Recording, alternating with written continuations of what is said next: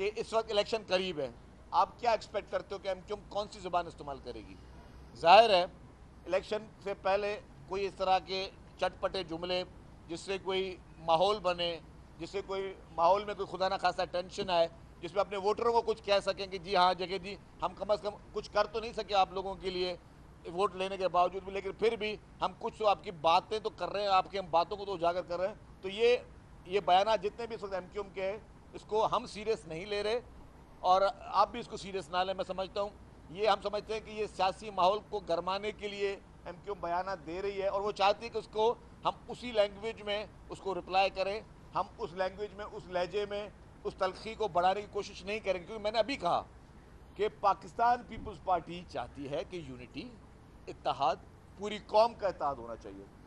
अभी जैसे इलेक्शन करीब आएंगे माहौल गर्म करने की कोशिश की जाएगी इस तरह के बयानात के ज़रिए, इल्ज़ामात के ज़रिए मुहिमें चलाई जाएंगी। हमें सब उसके लिए प्रिपेयर